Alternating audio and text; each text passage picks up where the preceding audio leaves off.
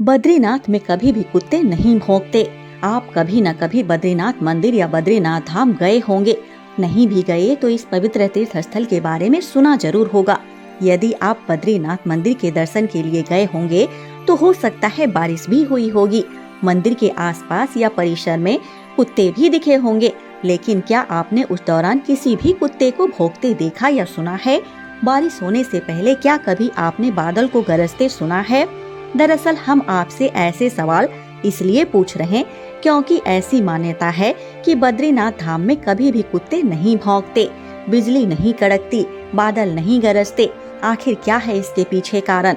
इन बातों में कितनी सच्चाई है? क्या इसके पीछे कोई धार्मिक मान्यता जुड़ी हुई है या कोई वैज्ञानिक कारण? आइए जानते हैं। देश के 4 धामों में प्रसिद्ध बद्रीनाथ धाम एक ऐसा धार्मिक तीर्थ स्थल है जहां नर नारायण दोनों ही मिलते हैं। बद्रीनाथ मंदिर के दर्शन के लिए लाखों श्रद्धालु हर साल पहुंचते हैं। यह उत्तराखंड के चमोली जिले के अलकनंदा नदी के तट पर स्थित है। यहाँ बद्रीनाथ धाम में विष्णु भगवान की पूजा की जाती है। बद्रीनाथ धाम का कपाट खुलने पर यहाँ भक्तों की भीड़ देखते ही बनती है। यहाँ जाने के लिए सबसे अच्छा मौसम गर्मी का है। यहाँ आप मई से लेकर नवंबर के बीच जा सकते हैं। साथ ही मई और जून, सितंबर, अक्टूबर में बर्फबारी कम होती है, इसलिए इन महीनों में भी जाना अच्छा माना जाता है। ठंड के मौसम में यहाँ का तापमान 1 से 14 डिग्री सेल्सियस रहता है। हाँ, यह बात सच है कि बद्रीनाथ में आपको कभी भी कुत्ता भौंकता नजर नहीं आएगा।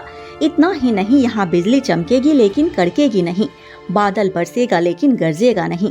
कभी भी बद्रीनाथ में न बादल गरजता है और न ही बिजली कड़कती है, न ही वहाँ के कुत्ते भौंकते हैं। इसके पीछे कारण ये है कि भगवान श्री हरि नारायण श्रीमन नारायण बद्रीनाथ धाम में ध्यान मुद्रा में ध्यान लगा रहे हैं। ऐसे में प्रकृति भी उनके ध्यान में सहयोग कर रही है, उनके ध्यान को भंग नहीं करना चाहती। दूसरी जगह पहले बादल गरजते हैं फिर बरसते हैं, लेकिन बद्रीनाथ में बादल तो खूब आएगा लेकिन कभी भी वह गरजेगा नहीं। ऐसा इसलिए क्योंकि प्रकृति भी नहीं चाहती कि भगवान की तपस्या में कोई बाधा न पड़ जाए। वहीं बिजली भी आएगी, चमकेगी भी, लेकिन कभी भी गरजेगी नहीं।